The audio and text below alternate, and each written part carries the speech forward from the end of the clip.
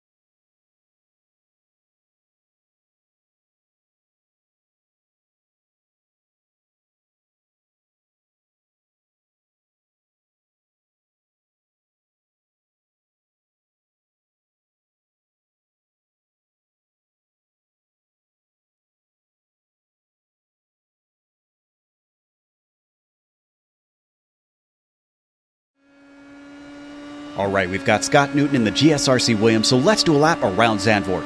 Coming down to Tarzan, this is by far going to be your best place to pass. There's few heavy braking zones like this after a long straight on this course. From there, Gerlach will definitely be single file except for the Brave. It bleeds directly into Hugenholtz, which is sort of like a mirrored version of Tarzan with its steep banking.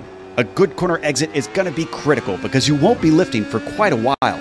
Back and forth through Hunzerug and Slotemacher, you'll come over the crest into Schievelock, where shockingly, there's no braking involved. A lift and coast while riding around this sweeper is all you need before you're fully on the power again. Suddenly, Masters hits you in the face with its little kink in the track. You only get a short burst on the power before you're braking hard for Renault. You've got to switch sides quickly to set up for Vodafone, which is the more important of these two hairpins. Getting wheel spin or hesitating on the power can make you very vulnerable down into Hans Ernst. This is about the only other place where you commonly see overtakes, but unlike the first corner, this is a nasty little chicane. Open wheel cars trying to get through here side by side tends to not end well. Finally, there's Kumho, which is the final proper corner of the circuit and definitely requires a good launch. That's because Lyondike is a flat-out blast leading onto the pit straight where everyone is going to be hungry to make a pass. But hopefully you've kept it all together and have now finished a lap around Zandvoort.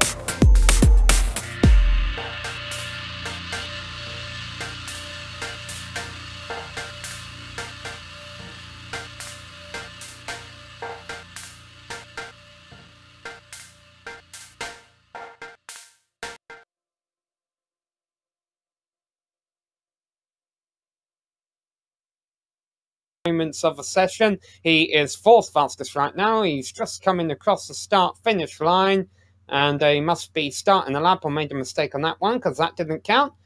And we'll see if a number 15 can jump up onto the front row of a grid. I think he'll have two more chances to try and get it done. Yeah, for the expect to jump up a couple more positions here in the closing moments of a session. He is fourth fastest right now. He's just coming across the start-finish line, and he must be starting the lap. I made a mistake on that one because that didn't count. And we'll see if a number 15 can jump up onto the front row of a grid. I think he'll have two more chances to try and get it done. Yeah, for the expect to jump up a couple more positions here in the closing moments of a session. He is fourth fastest.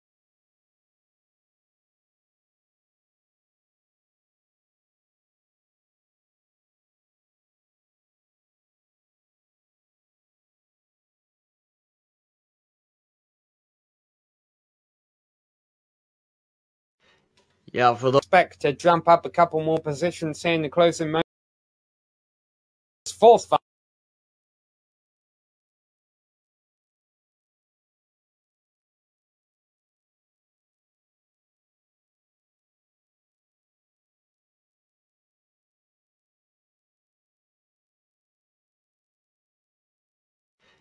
Yeah, for the expect to jump up a couple more positions here in the closing moments.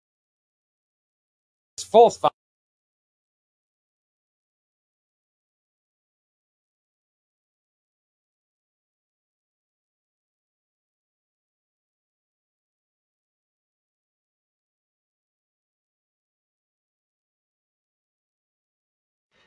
Yeah, for the expect to jump up a couple more positions here in the closing moments. Fourth fastest.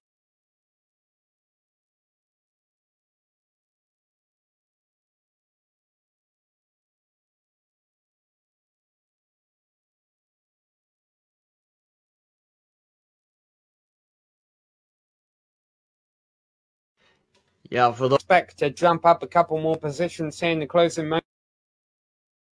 Fourth fastest.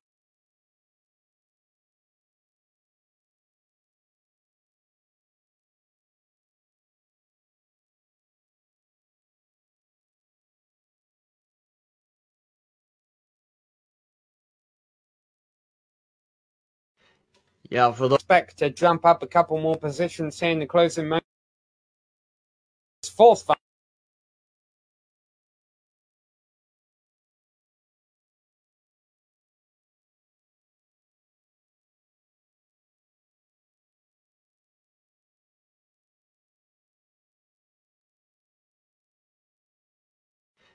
Yeah, for the expect to jump up a couple more positions here in the closing moments. Fourth fastest.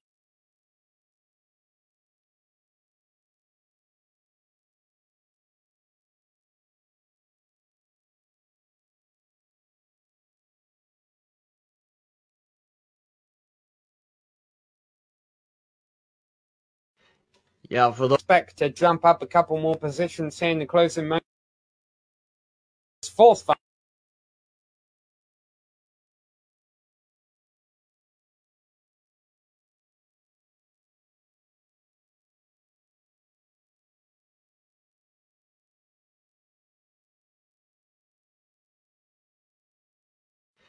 Yeah, for the expect to jump up a couple more positions here in the closing moments.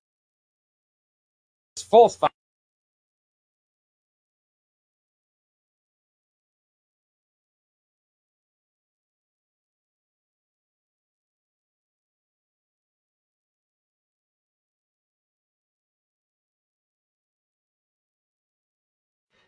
Yeah, for the expect to jump up a couple more positions here in the closing moments. Fourth fastest.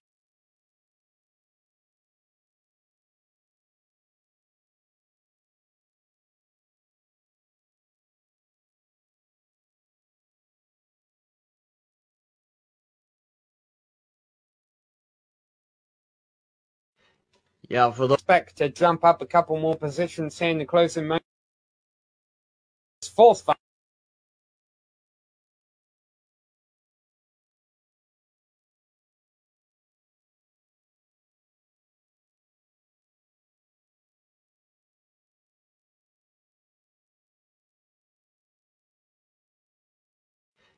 Yeah, for the expect to jump up a couple more positions here in the closing moments. Fourth.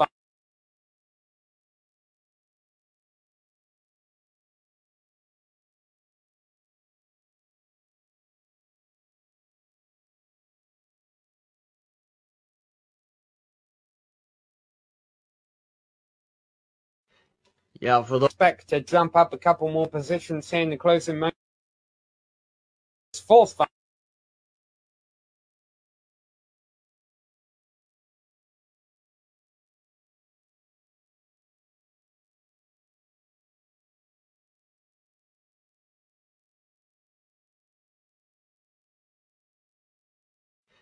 Yeah, for the expect to jump up a couple more positions here in the closing moments.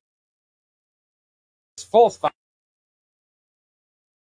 maybe set up a pass, but if you're farther on back, a great place to try and gain time. As look at this here, he's gonna go for the perfect opportunity into Tarzan. Down the inside goes Usher Bisha. Definitely taking the wider line around there, was able to use the momentum out of a corner to defend and hold on to the first position. We've got trouble here towards the back. I couldn't quite catch who that was from our helicopter cam. That was Gene Burnett working at the back of the field, struggled in practice trying to learn the track, and now he is out the circuit with significant damage. It looks like the front end, but stick towards the front because things are getting more and more so entertaining, side by side once again. Yeah, it's a replay, I think, of our Pardon me, yes. Battle going through Tarzan there, just getting another view of that great battle going on for the lead. We should jump back up to live action where Bisha is leading, heading on into the chicane right now with Usher behind him. Here we go. This is live pictures you're seeing with Bisha leading Usher, McLeod, Andrews, and Ziege, your top five. And then, even though the top five, well, I was about to make a point, but I'm going to hold off on that because Usher's getting aggressive for the lead again. And last time tried to push the man on the left side, and Bishar out to the exit, wide on the exit. Can't quite do so again. You can tell Usher's got the pace, but with how difficult it is to overtake even in the best passing zones, it's going to have to take the perfect run out of the corner exit to make sure you get the pass done. Well, start to mention here, our top five at the start are all still in the top five, but the driving sixth, Marcus Grestel, he shot out of a rocket right at the start of this race, went from 10th to 6th, and he's actually a teammate of Bishar, so that team obviously has their starts down. I think so too, as you look towards some of this battling shuffling on with Bishar, just trying to hug the racing line to try and not give a spot back to Moretta. You can see trying to fall off on the tire tracks.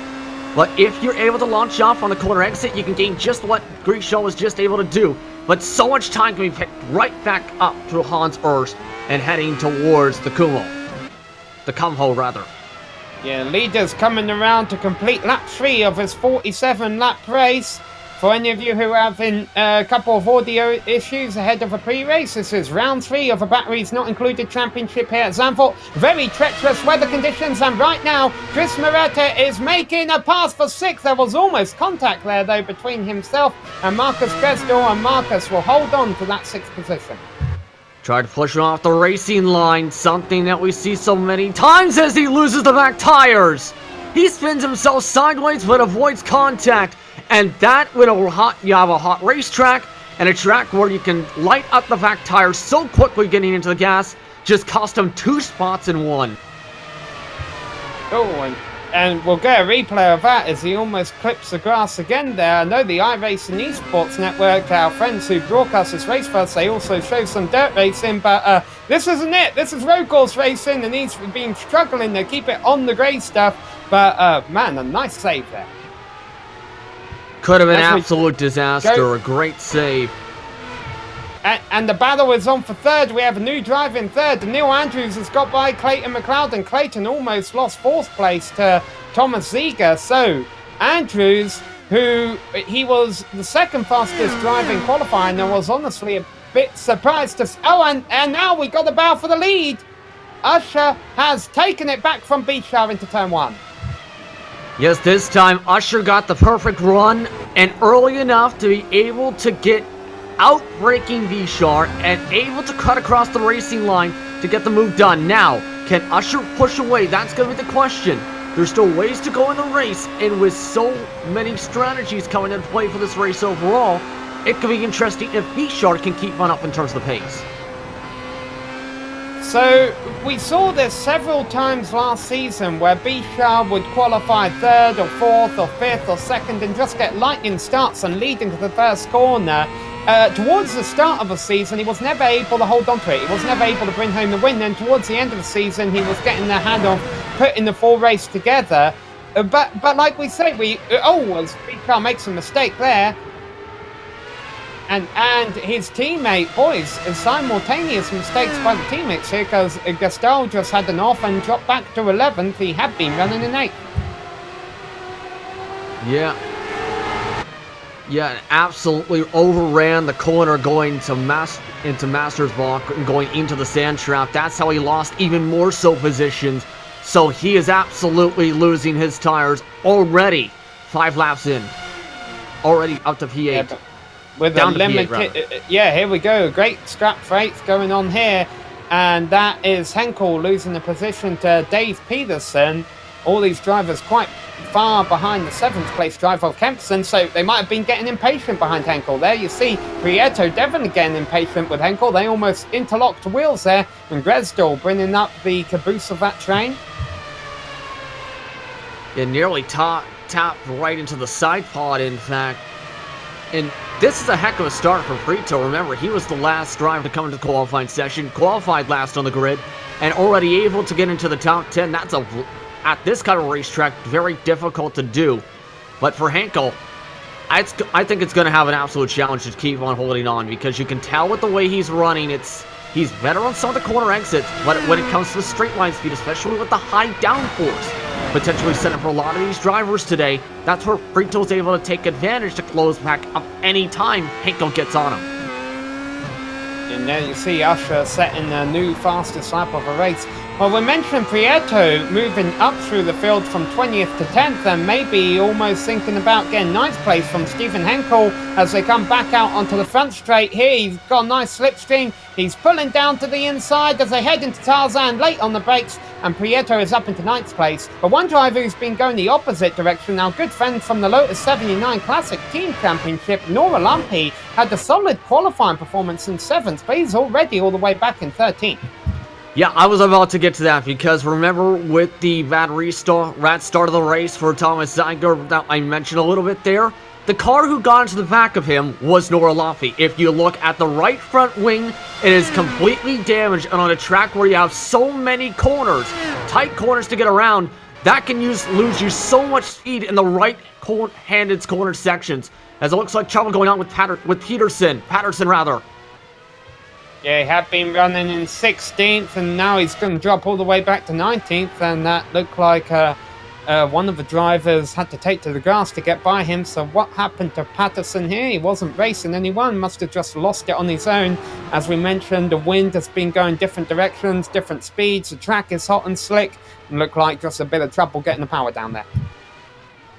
Yep, just that exact case there. Got the power down too quick, and it just hooked to the left, as you've seen, right towards the fence. Avoided significant damage as we look at Vishar, already back under attack as Andrews tries to recover from not the greatest qualifying session. I think Andrews, though, might have the pace to get the job done next time right down the front stretch the way he's driving this car. Yeah, and I would honestly love to see what happens if Andrews does get by Bishar, because Usher, who's currently leading this race, and Andrews, who's in 3rd, are both fairly new names to this series. And it would be great to see how the race would unfold if those two got to fight it out for the lead and for the win today. But right now, Bishar trying to keep his name in the mix. However, he's falling back of Mark Usher, who has been going purple on lap times. And as they come back out onto the front straight, I do have to wonder if this number 8 car is going to be able to hold on to that 2nd position. Andrews is going to start getting a strong tow here. I don't know if it's close enough quite yet. Andrews just getting underneath. But you've seen there, if you outbrake your opponent, you're in the best spot. But in this case, Vishar still outbreaks him and is able to carry that momentum on the high line. Yeah, the problem is they lost another 3 tenths to Mark Usher that time by. And again, I'm curious to see what kind of pace Andrews would have for Usher if he... Oh, boy, there was contact on straight there. Yeah, you don't want to make contact that close right now. But you mentioned it there, the more these guys battle, the more they lose time, slipstreaming and side drafting, holding each other up. It's going to come down to, do you eventually let Andrews go and fall behind have Vishar fall on behind? Or do you keep defending this position, hoping to get the most points possible? You got to think the full picture here in terms of race strategy and track management. And remember, it's still early on in the race, only lap 9 of 47, and 1 stopper for these guys. That's why the pit window isn't open yet. That's why we haven't seen Noralampi come in to fix that front wing. Needs to break up a little bit.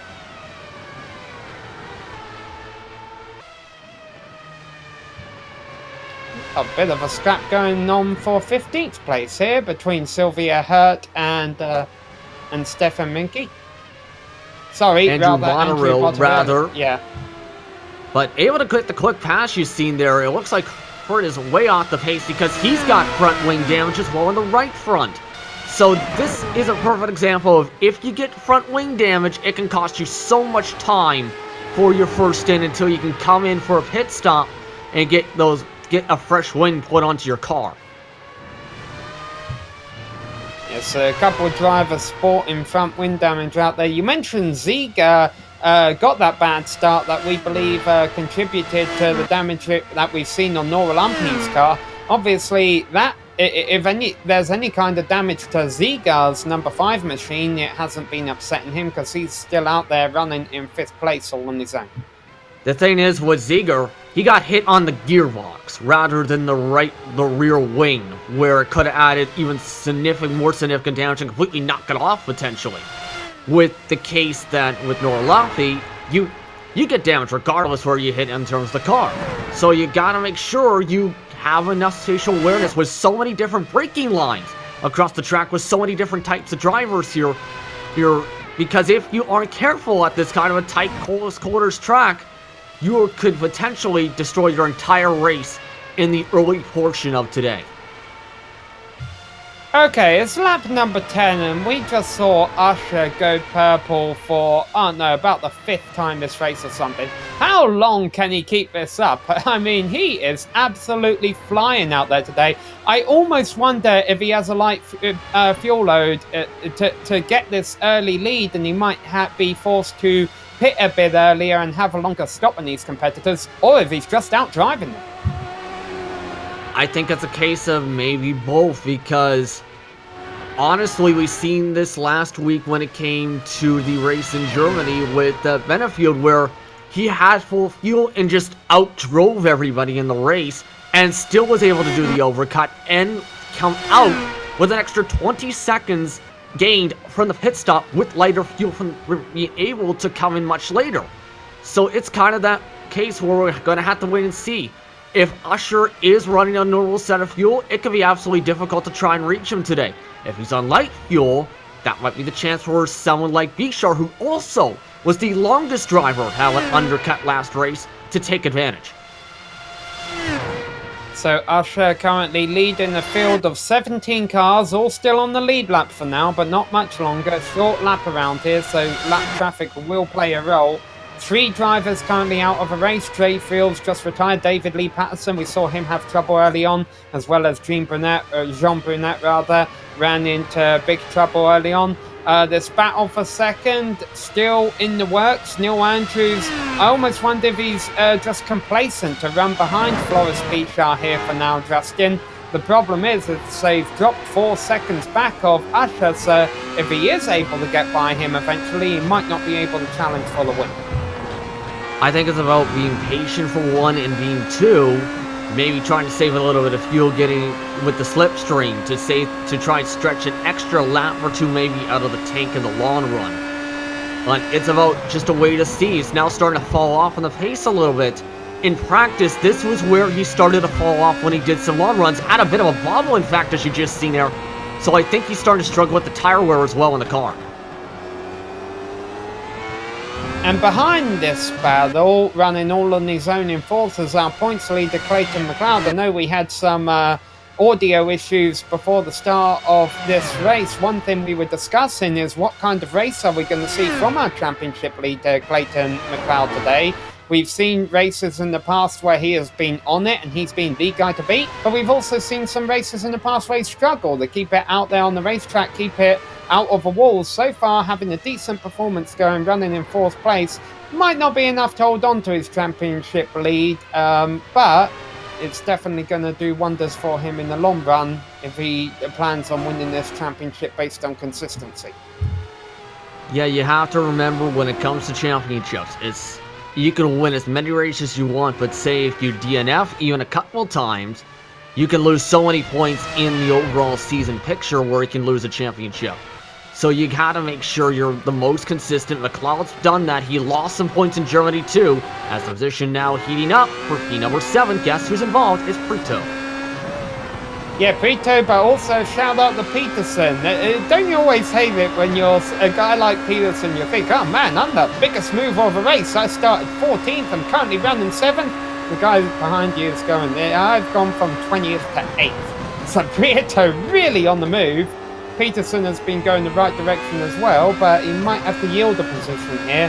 And honestly, I kind of hope he does, because my most famous and also infamous memory of Peterson so far in the batteries not included championship, he had a nice podium run going last year at Montreal, I believe it was, and had a bit of pressure from a faster car behind and succumbed to it. He made a mistake, put it in the wall, and hopefully he doesn't do the same today, because currently he has a good run going out there, running 7th on lap 14 of 47.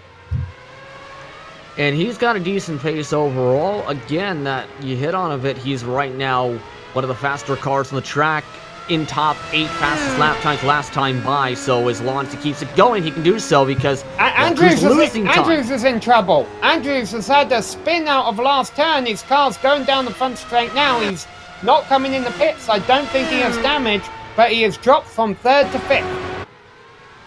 Absolute bad mistake there. That time, hitting the curve. You're going to see this at the start here. Falling on behind Vishar, gaining up time, overran the curves on the inside that pushed him wide into the sand on the outside, and ends up hooking his car straight to the right. As you said, avoided damage, but did burn up some of that tire a little bit, and dropped all the way back to the 5th spot. A huge mistake for one of the fastest cars overall. 15 seconds back of the race lead now because of that. Well, you said it there, Justin. He didn't damage the car, but he damaged those 4 things that attach the car to the road, and sometimes those can be just as important. Yes, and you're seeing he's struggling with even more so. We were starting to see that where he was losing time to Bishar for a couple of laps. Now he's struggling even more so, bobbling every single low-gear corner exit right now, it appears. It's going to be a hassle to try and make sure he doesn't spin that thing into the Armco barriers here with the way that car looks to be handling. Still early on in this race, mind you. When we talk about championships and consistency, obviously that mistake from Andrews has now put Clayton McLeod back up into a podium position. It's also moved Ziga up into 4th place.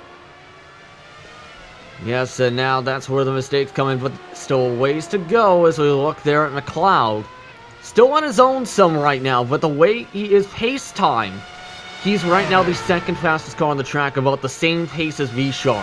So if Vishar starts making mistakes and McLeod keeps up a consistent pace towards the middle portion of the run, I think he can do something. The main thing is, though, because of that incident with Andrews, it looks like some grass is on the racing line.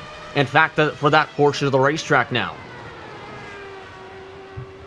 Grass on the racing line, track temperature of 110 degrees, and another little scrap going on further back in the field here. This is Peterson and Prieto still running 7th and 8th. Peterson hasn't been listening to me, and rightfully so, because he's doing a good job right now at holding on to 7th place. Yeah, that's in part because Prito's constantly been making mistakes. He starts closing in, then It's just for how he's been handling on some of these corner exits. He's been losing 2/10 here, 2/10 there. Gains back up again, once again with the late braking that you can go into Hans Urs. But the way this car he's been doing, trying to get the spot, it looks like he's just overdriving in sections such as there, where he cuts across the curves or ends up taking the corner exit too wide, trying to push and try and gain time back that he lost in qualifying. And as the cars go by the front straight, avoiding pit road, obviously we are now approaching the time of the race where pit window might start to open for drivers who started this race with a light tank of fuel. Haven't had any scheduled takers yet. As we mentioned, 3 cars out of the race, Fields, Patterson and Burnett. And our leader, Usher, has already started putting cars a lap down. Button, Hurt and Kempson are all running the lap down right now, and many drivers soon to join them. What about these two scrapping for 12th place on track? And it looks like Mankey just getting by Morgan. In fact, as you see them trying to scrap around and some of these passes coming together.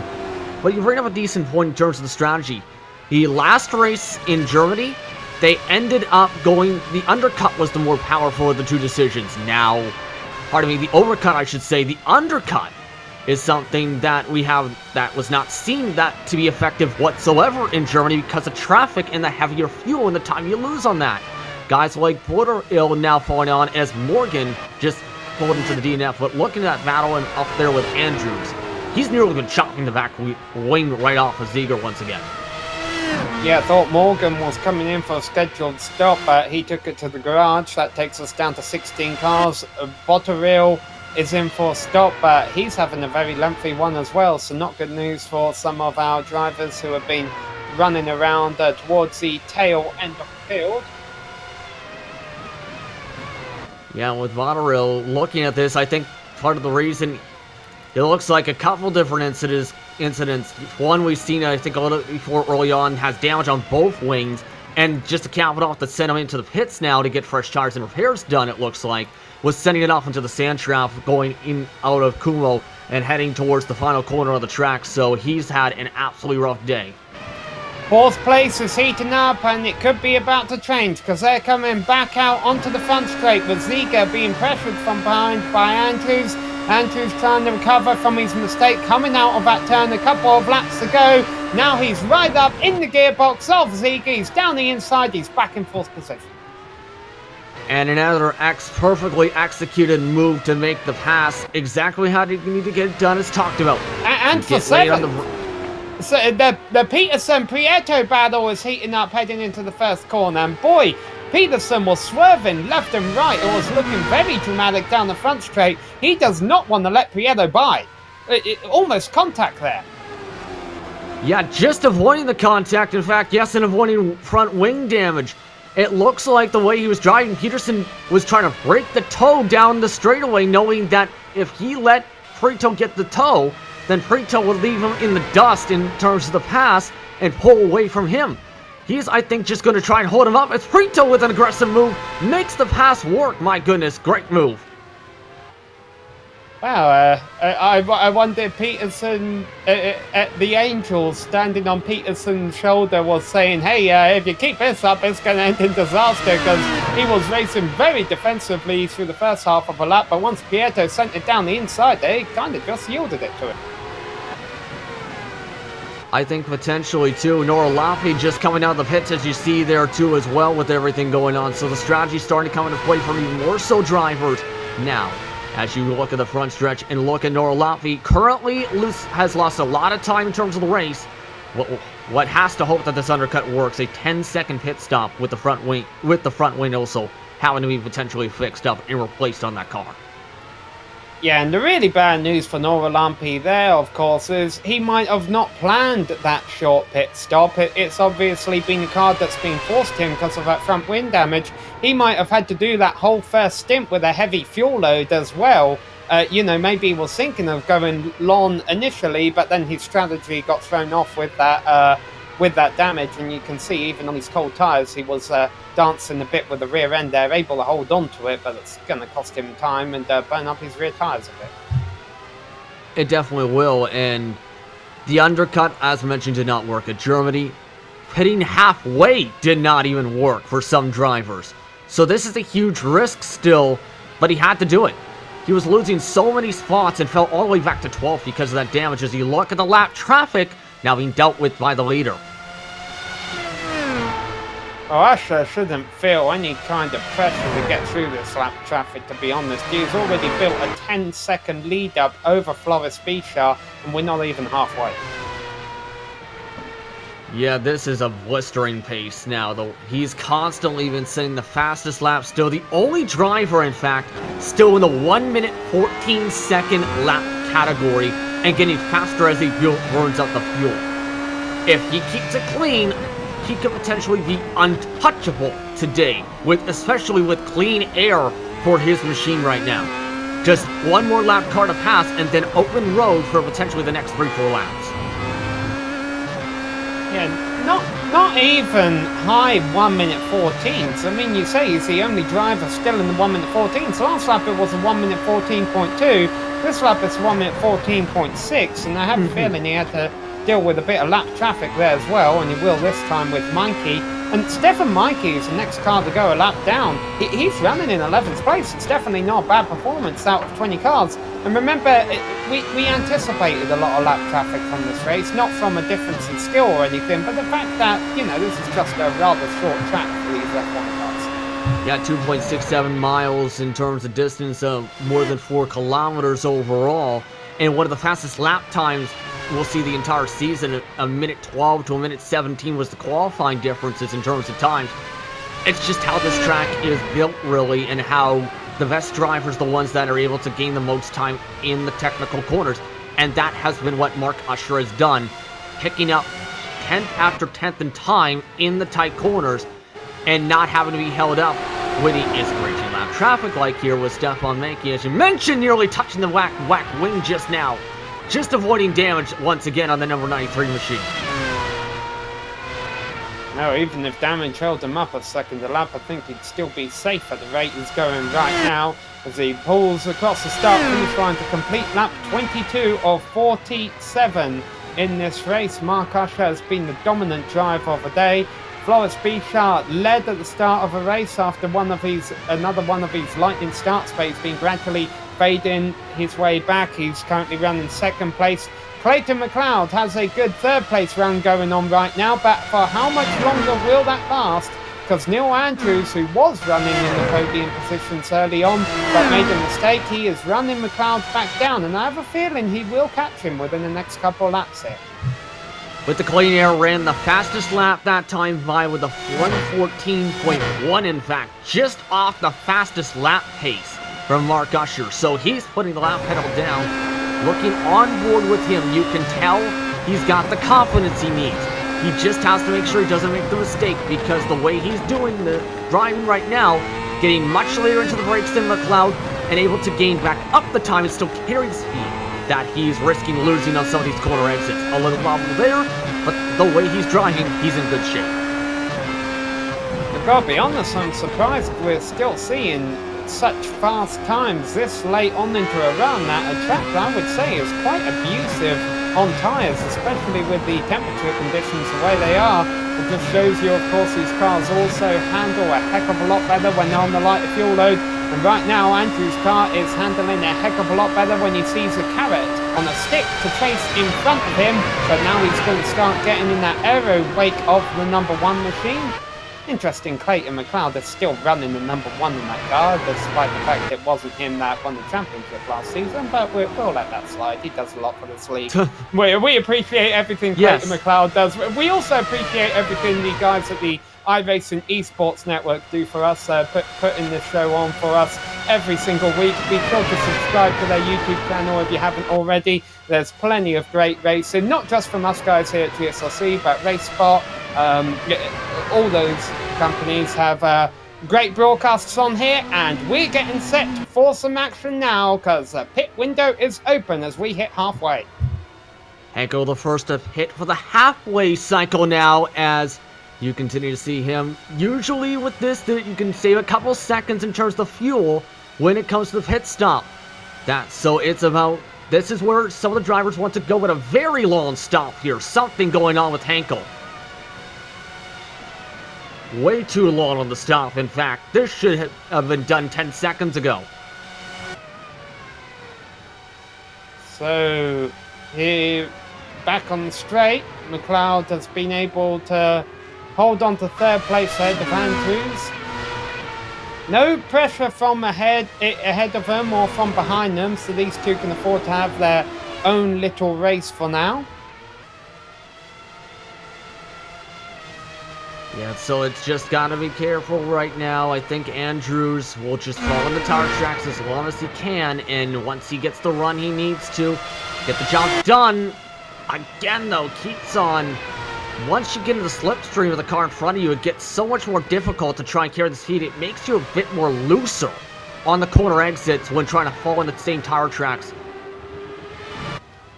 Dave Peterson is in. He'd been running 8th place after losing that position to Victor Prieto a few laps ago.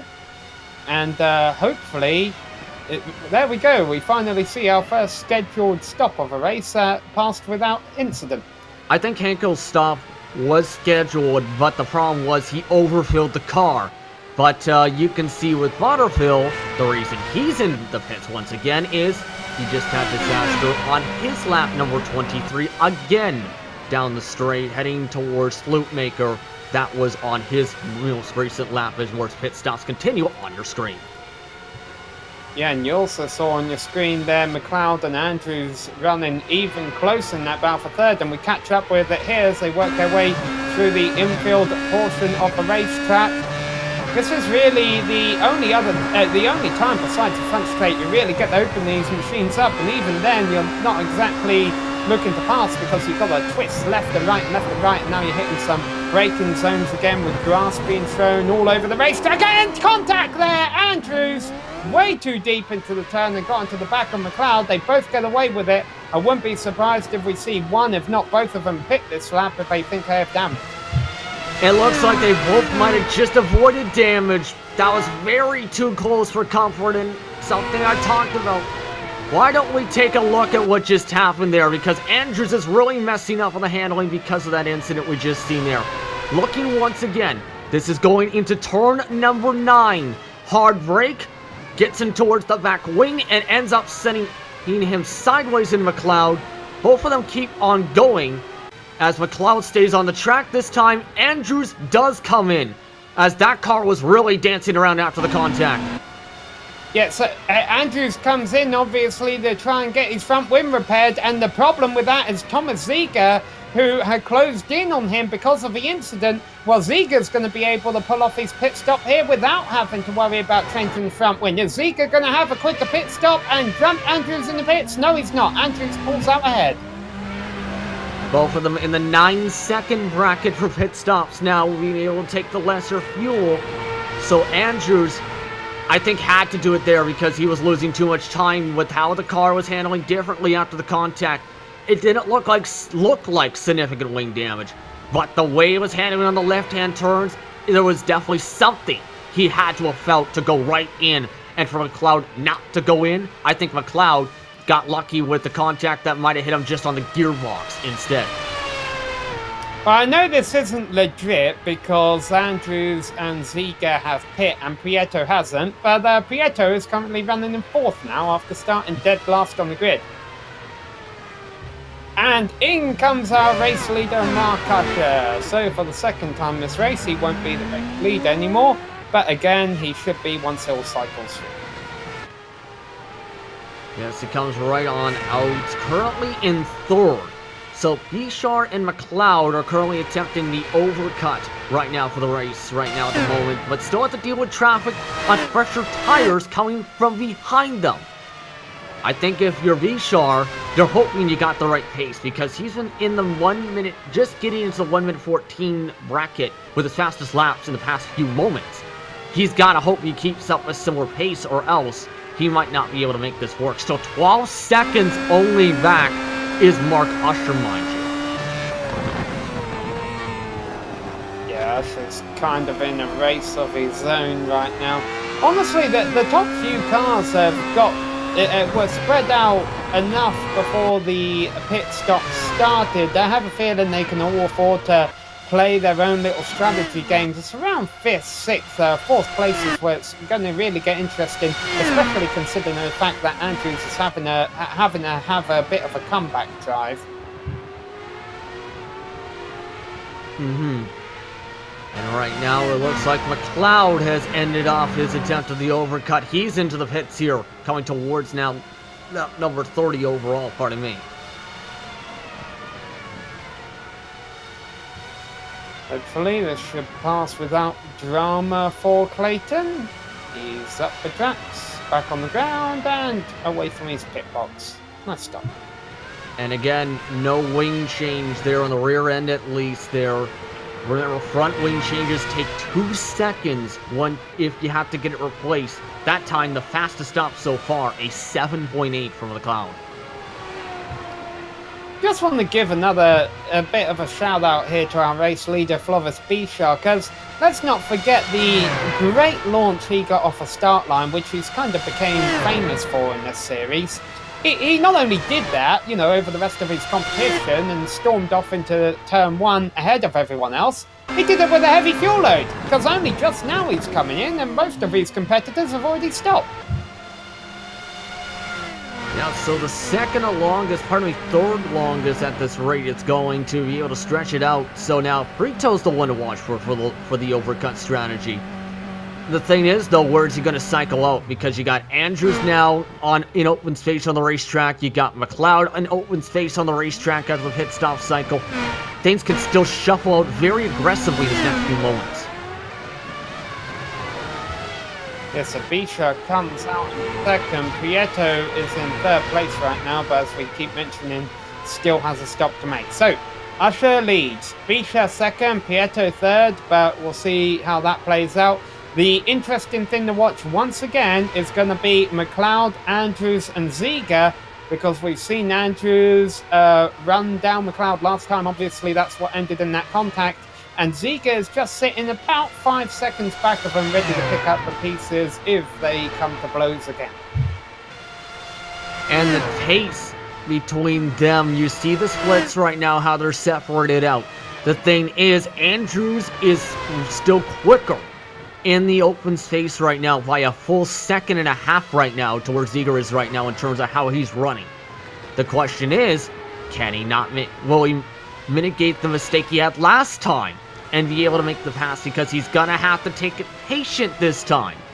You got lucky the last time, for sure, Andrews. But I think Andrews, for him, the luck will not strike a second straight time. He needs to take it clean and try and get something down the front stretch without getting held up too long for him to have a shot to get on the spot.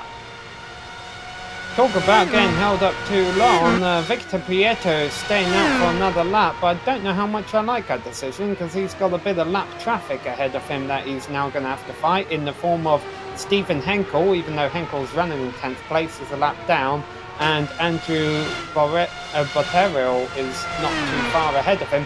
Now, Victor Prieto, I don't think he'll be racing anybody too hard when he comes out of the pits. But as you mentioned, he's definitely, I mean, if nothing else, he's going to have fresher tyres than the rest of his competition at the end of the race. So, will be interesting seeing where that number 151 car finishes today's race. And look at how much time he's losing to Henkel. Oh, wow, I never spotted that. Grevsdal. Right in the middle of the racing line there, too. That could have been near disaster as Greshel just lost it on the entry. And you see him just getting going there, but that was near disaster. Bishar having to dodge as well as Vaterfield, as well as everybody else you've seen. This is how he lost it there. This is on the into, I think, yes, in fact, turn number 10 on the track. He's taking the line, but the problem is, loses the back end, and then you have Bishar having to take aggressive action, looking on board with some of these cars in just a few moments. Just no time for some of these drivers to have to get around. Near disaster. They're just great awareness, I think, for all of them to not plow straight into the side pod.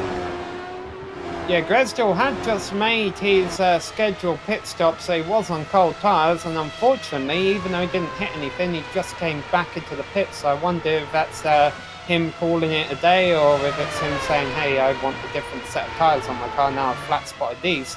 iRacing doesn't have flat spots, but it certainly does increase the temperature when you do something like that to your car and hurts the tire wear. Yeah, it can be with these kind of tires, I think, too. It can be a difference like 5% of the tire being burned out just from spinning this car sideways for about a second. So don't blame him for wanting the fresher tires to try and salvage the race. Stephen Monkey has just retired from the race. The list of retirees is starting to grow. Here we got a good battle for ninth going on. Nora Lumpy having a bit of a comeback race. Now he's got a new front wing on his machine. And you see the difference now that he's got the front wing. First time of the entire race, really. He's gotten fresher tires in doing so. And both him and Hankel missed the braking zone just about. So that was really close. There, oh my goodness! Way too aggressive as Hankel went into the brakes, and now both of them are off the racetrack. My goodness.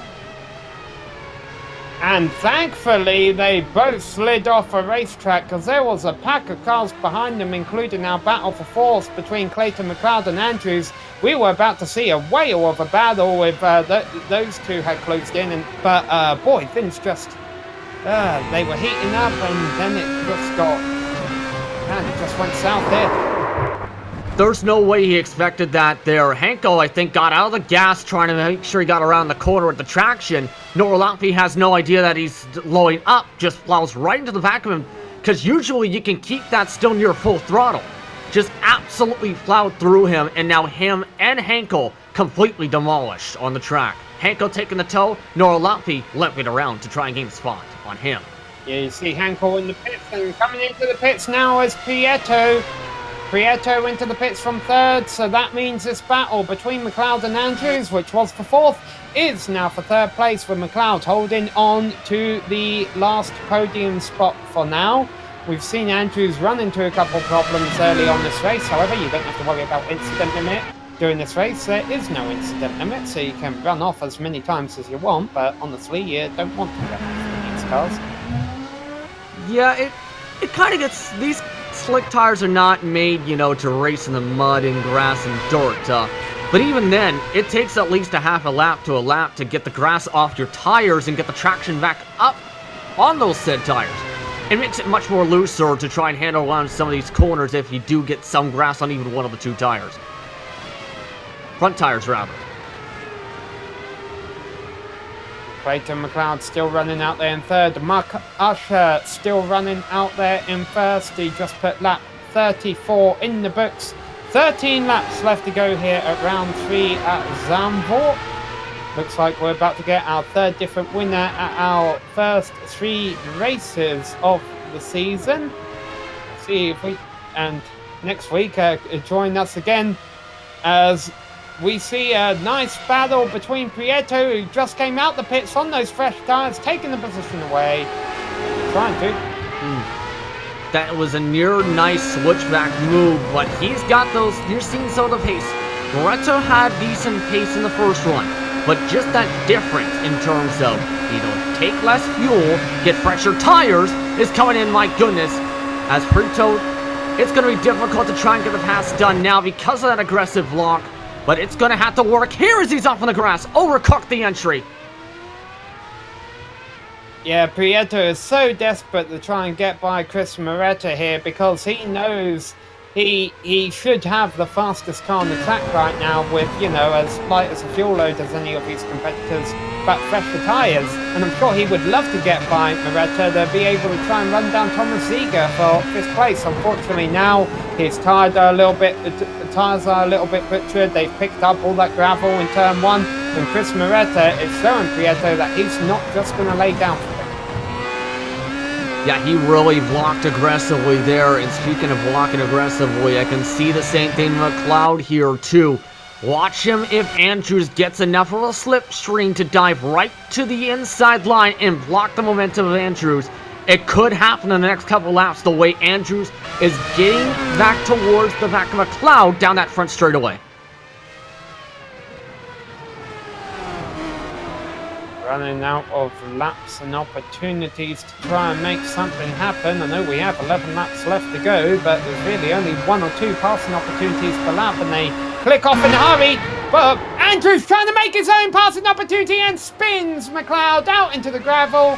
Don't know how much damage McLeod has. Can he get going again without losing too many positions? He's waiting for gap in traffic, and he's going to be waiting for a while, unfortunately. So, Andrews, for the second time this race, gets into the back of McLeod. And there's the pressure coming in there. In that situation, way too tight. You see there on Andrews, he got to the right side to get out below McLeod, tire to tire. But McLeod, I think, expected him to give the space, and that's not what he did there.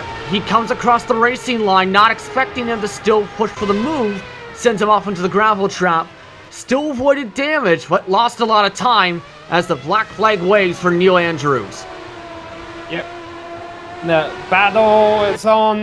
Pietro has gotten by Moretto, but yeah, to build on that point, Clayton McLeod, of course, the league admin.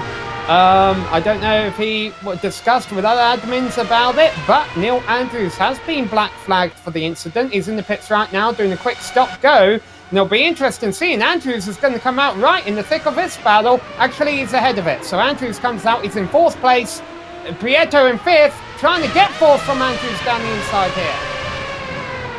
And this is a very tight situation here, and Andrews still having to deal with his situation too.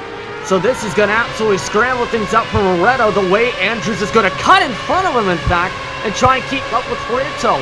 This is way too tight for comfort, I think, as you see there, Andrews wanting to gain time up on some of these guys and nearly cutting off Moretto. All this, by the way, of course, has allowed Thomas Ziegler to move into 3rd place, but right now the battle is for 4th. Prieto has it after starting 20th. Andrews is back in 5th. He could have been fighting for a podium a couple of times today. He was fighting for a podium. Chris Moretto currently running in 6th place. He's beginning to fade from these two, so maybe it's about to be deducted down to a 2-driver scrap for 4th place. Clayton McLeod, by the way, did get going again, but all the way back down in 7th. And that's going to take a lot. He's going to need to hope for a mistake from Moretto to even gain one more spot at this point. But still, Andrews staying on the racetrack. Prieto continuing now to try and pull back away now in the pressure tires. And keep away Andrews and try and pull away at the same time for Moretto using both of their slipstreams.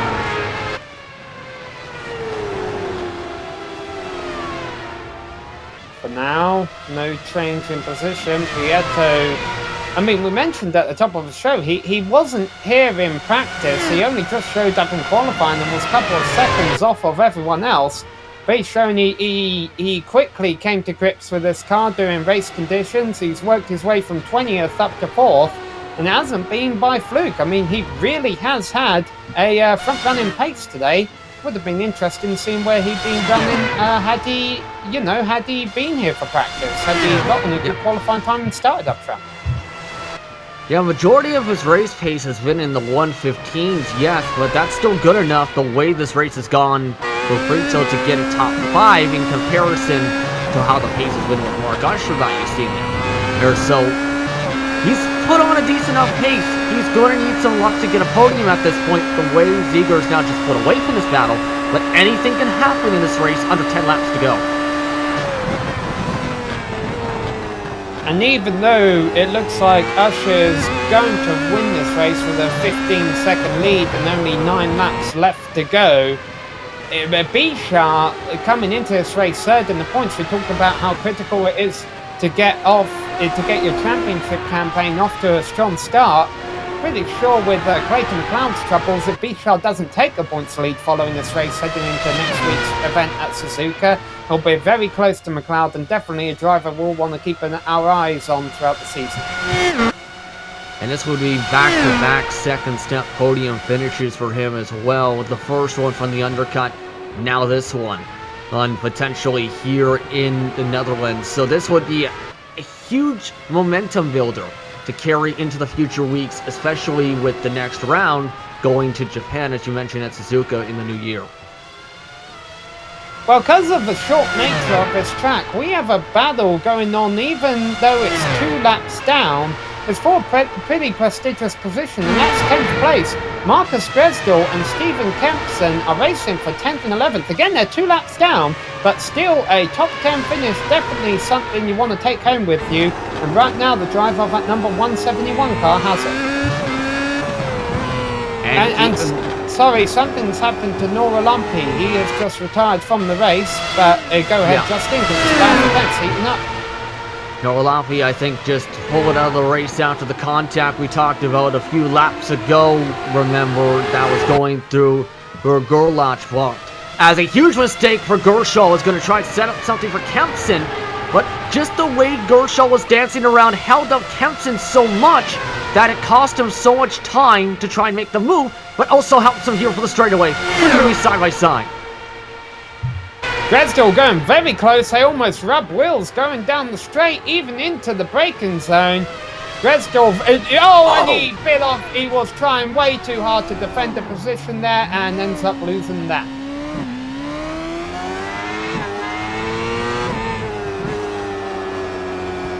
Huge mistake. And another Clayton McLeod. Yes, a huge mistake. Looking at this now, just ended up losing the car and going into the grass on the exit, coming out of, yes indeed, the Hagenholtz. Hagenholtz walked, coming out and hitting the left front on the car into the article barrier. You're going to see it right here, passing by the front stretch section, the billboards, and right about here, goes too wide and hits the grass and hooks him to the left side, demolishes the front end, as his day is done and could very well lose him the points lead now on the circuit.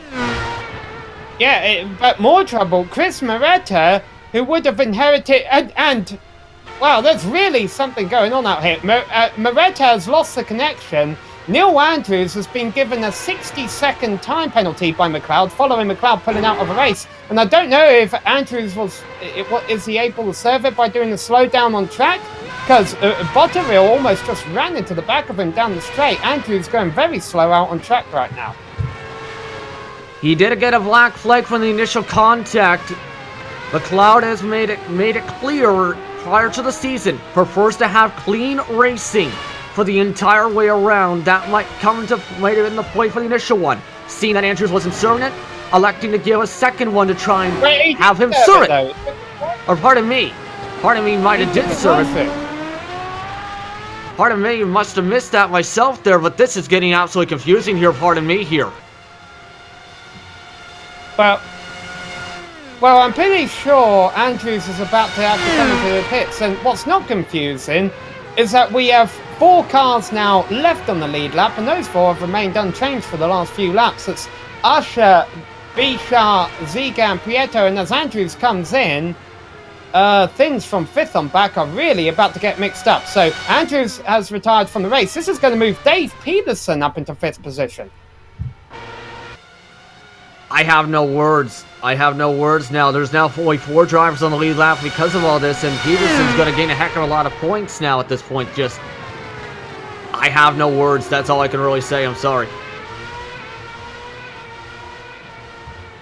Well, all of this would have been great news for Chris Moretta. He would have been the driver in 5th place after all that stuff going on between Clayton and Neil went down. Unfortunately, he lost the connection. So that is what has enabled drivers such as Dave Peterson, Dirk Puten, Stephen Kempson, Silvio Hurt, drivers who have been running around 10th all day, are going to come home with 5th, 6th, 7th, 8th. We're going to see some big wins in the points. And even guys like Kempson, who have been very quiet today and had some mistakes going throughout the day, he's going to end up being the benefactor to get a 7th place finish out of all of this and just lose 1 total spot since the starting grid.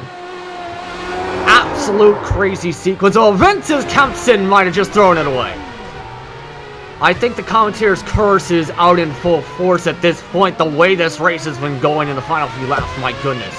Well, it's okay if you spin from 7th. There's so much attrition in the race right now, he probably won't lose anything. I'm pretty sure he did lose 1 spot, though, because Silvio Hertz is the next driver for position, and if I am correct, I believe he was getting close to try and get the pass done. I don't think he did get it. There was an orange car that did pass him, though.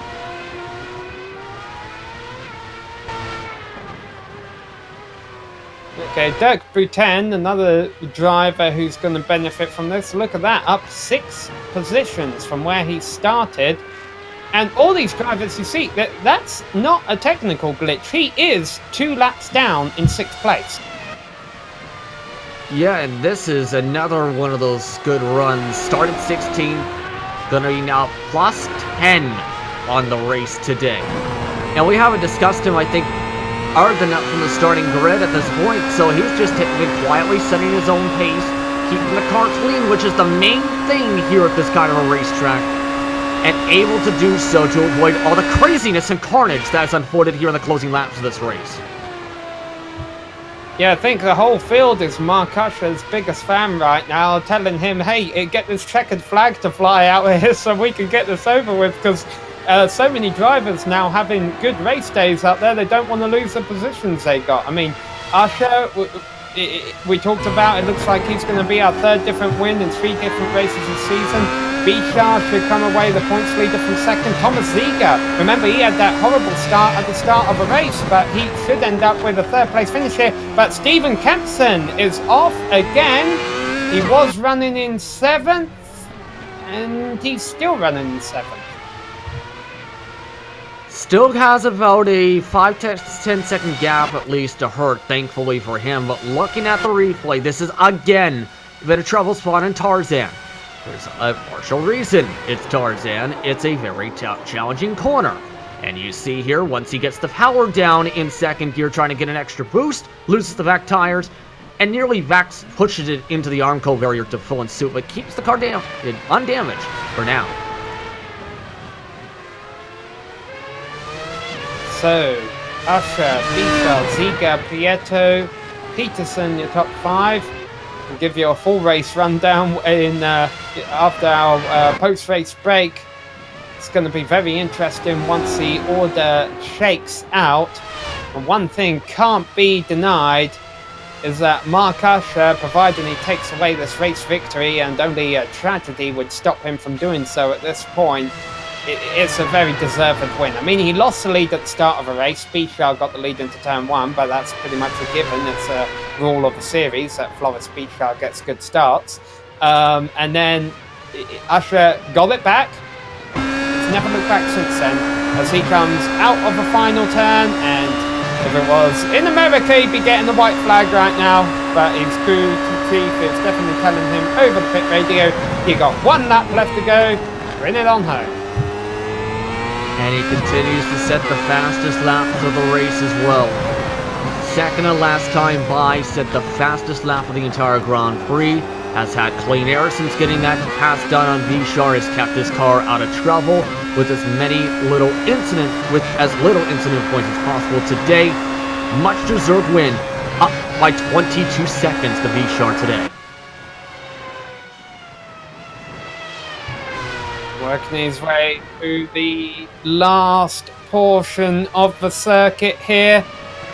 As you mentioned, 21 seconds over Bichard, but doesn't matter if you win by a second or a minute. A win's a win, and a second is a second, and I have a feeling Bichard will be quite pleased with that, with his championship campaign. Who knows if we'll see Usher racing for the championship. If he does come back, I think he is going to prove to be a very tough driver to beat indeed. Here he comes through the final turn, the driver of number 93, giving a Marc Marquez-like performance to that number 93 car today. Across the line, Mark Usher here wins at Zandvoort. A much-deserved victory and another fastest lap to end off the race. And a clean race for Bichard. Had more incident points than Usher, but still kept the car clean and pulled away another 30 seconds for the second step of the podium. Ziegler is currently running in 3rd place, and with things going the way they've gone the past few laps, he can't exactly relax here and make a mistake, as Prieto is only 10 seconds behind him in 4th. But providing Ziegler gets through this final turn without putting any wheels off, he will come out of the last corner and round out your podium here at Zandvoort. And a really productive podium, I think, today, as Prieto Did not make qualifying. Also having a great day today. A top 4 today from P20. Dead last on the grid. Great run.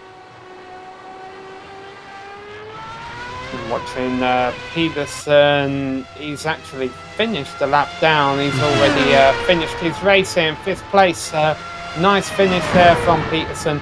Well, that is going to wrap up the race here. Round 3 of the Batteries Not Included Championship from Zandvoort. We're going to take a quick break, but then we will be back with drive interviews and the full race rundown. Don't go away.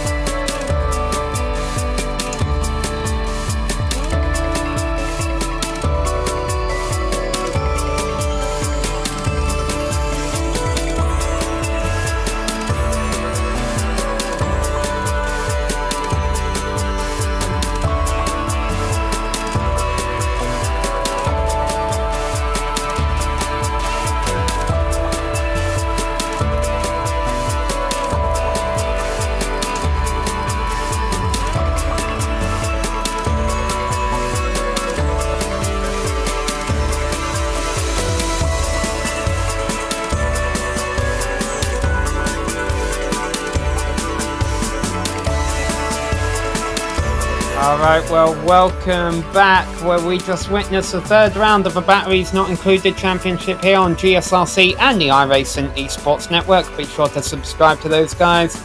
Plenty of great racing from across the virtual world, road course racing, oval racing, dirt racing too, and we appreciate them putting on our show today here from GSRC. And let's give you the full race rundown. Mark Usher came home the race winner today, 23 seconds ahead of Floris Bichard when it was all said and done, and Thomas Ziegler rounding out that podium. Victor Prieto was the last driver left on the lead lap in 4th place after start in 20th. Dave Peterson was the only driver 1 lap down in 5th place. After that, all these drivers are 2 or more laps down. They still finished, it's just such a short track around here. Dirk Britten, Stephen Kempson, Silvio Hurt, Marcus Dresdel and Andrew Botterill. Normally I have the interesting drivers on page 1, Justin, but I think you have a more interesting page 2. Yeah, to say the least. On page 2 with 11 and 12th, the storyline of the race, a controversial one with Neil Andrews and Clayton McLeod.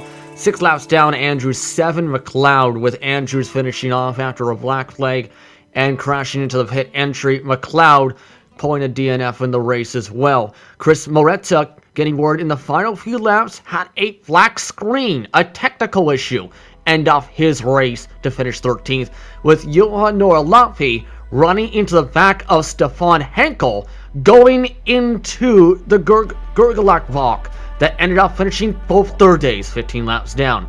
Also DNFs, Stefan Malecki along with Alan Morgan, Jay Friels crashed in the opening laps of the race, with David Lee Patterson and his teammate Gene Brunette rounding out the top 20 overall, all 20 drivers rather, who made the start after a rough, tough day for the 145 and 76. Yeah, very unfortunate to see so many drivers retire from this race when it was such a clean start to the race, to be honest. One driver who did make it all the way to the checkered flag was Floris Bichard, and Floris, you didn't disappoint us. You got another one of your lightning starts off the lights. Yeah, I did. I got a run on the lead, and I tried to keep it for as long as I could, but Mark just had way more pace than I did, so might have been a bit of interesting racing to watch. But yeah, that was fun. Not really sure what happened to Clayton and Neil, because they were both on my gearbox at one point or another, and then suddenly Neil disappeared coming out of the last turn and somewhere in the middle of the race. And then I'm not sure what happened between Neil and Clayton, but I need to look at the replay for that. But that was an interesting race. Yeah, it's a very interesting replay full of contact and black flags. So we're sure it was a completely different race to what you had out there. I've got to admit, Floris, you've always been great at the starts, but towards the start of last season, you would get great starts, so then you would kind of fade as the race went on. Now you've been getting better at bringing home a good race. You know, we're seeing you on the podium more often. We've seen you have race wins now. What would you say is the biggest improvement you've made that has contributed to these finishes you've been getting? Basically, the time I spent in the car from the start of the season towards the end of it. I just had more time in the car and got used to driving it again. Because the last time we drove these cars competitively was in 2015, so or officially rather, and so it took a bit of a work to get back on pace for the races again. But I gotta admit, I feel significantly off pace compared to Mark. Not really sure what he put in his car, but I'm guessing it's something other than race fuel. Yeah, we saw a lot of people questioning Mark Usher's setup there at the end of the race. Boy, he definitely put on a great performance today, but I think you've also put on a great performance with Clayton McLeod's trouble. I wouldn't be surprised if you're now the points leader, actually. We'll have to see how the points unfold. Heading into Suzuka, what are your expectations there? Well, certainly expecting Joseph to take the lead back from me if I am the leader, or Clayton. But yeah, I'm hoping to keep the lead for Suzuka. It was an interesting race last season because it was my debut in this league, and I managed to get P2 after Clayton went off track for a bit. So I'm hoping I'm hoping to at least bring home second, but it would be nice if I got first. All right. Well, thanks for coming to talk to us, Floris, and we look forward to seeing you back next week at Suzuka. Yeah, thank you. Looking forward to it. All right. We got just a couple more moments here because we saw Neil Andrews walking around. See if he's going to give him a couple minutes here, see if he wants to talk to us about everything that went down there. Justin, though, I'll tell you, 3 rounds into this championship, we've definitely seen 3 different stories play out, and it will be interesting to see if Mark Usher comes back, because he definitely has the pace to fight the likes of Joseph Fabian for this championship. He definitely does have the pace. That's going to be the question, because a track like Suzuka, I expect to see a lot of the fast-paced drivers make a quick return and not take the drop week. It's going to be an interesting next couple rounds overall-wise too, Samuel, to try and determine who's going to be the points leader towards the halfway point in the middle of the month, next month in January. Neil just walked by, but unfortunately we get him confirmed. Okay, we're going to bring him in real quick here, Justin. I'll let you you talk to him, Justin. Yes, Neil Andrews joins us in the broadcast booth. Keep it clean, please. Yes, follow Samuel's advice. How do you feel after the, how do I phrase this, interesting way the race finished off for you coming away in P11 today? Well, P11 is because I just gave up. Yeah, I'd like to find out why I was black flagged. The thing was I was black flagged once, which I took, which I was thinking, okay, fair enough, I'll take the black flag, which I thought it was a racing incident. I showed what I was going to do. I had my spotter saying car left, so he would have had his spotter saying car right.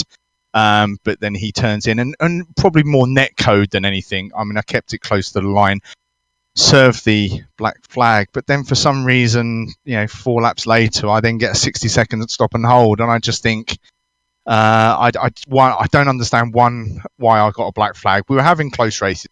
We did touch early on in the race. He went through one of the corners slightly slower than I was expecting, so we touched, but I slowed down completely to let him keep his position and keep the gap. I then went for the overtake later on in the race, which I thought was a clean attempt at an overtake. He turns in, we touch again, but then I get the penalty. I don't know what you guys saw on the actual broadcast. I don't know your thoughts about it. Yeah, I've seen some of that as well. Possibly think it looked possibly that he was expecting you to back off and that be not usually in the passing zone. But really, real quickly, next Grand Prix goes over to Suzuka. Your thoughts going into that race? Looking for it. I love the series, and it was Clayton I was racing, and Clayton's the organizer, so I'd rather have an in-depth chat with him about what happened and what we can do going forward. Especially as the MOATF team are now sort of helping out with the series and stuff. Going forward, I love the series, and the whole team loves the series. It's really good racing. A little bit too close sometimes, maybe, but the cars are amazing to drive. So Suzuka, looking forward to it, and hopefully we can resolve the issue that's happened today. Real quickly, anyone you want to thank for being a part of your race today? Well, just thanks to the whole team, the LuxSim24 podcast, the MOATF podcast team. There's quite a few drivers that take part in the series. So, yeah, just a big shout out to them, and let's work for the next race. Thank you very much for the quick words, Neil. Cheers, guys. You take care.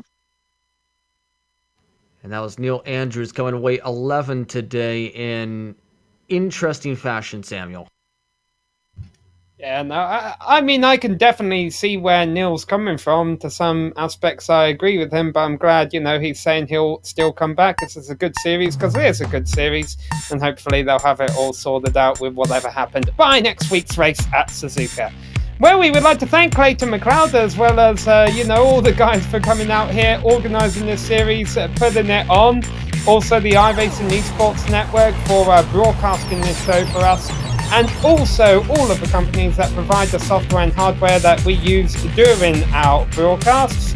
And you can see those all listed on your screen, as well as Eric Heckholm and June Lalonde there. They are our music providers. See the screen for how to get hold of more of their great work. Thanks to the team today, Sean, Justin, Stefan was helping us out behind the scenes as well, and also Dougie. If you'd like to find out more about GSRC, you can visit us at globalsimracingchannel.com. We're also on Twitter at GSR Channel, and be sure to like us on Facebook and check us out on Instagram at GSRC_gram. All of the upcoming races for our other series are listed on screen, so check those out, mark them down on your calendar, and don't miss another second of exciting racing action. But until next time, race clean, race hard, and we'll see you.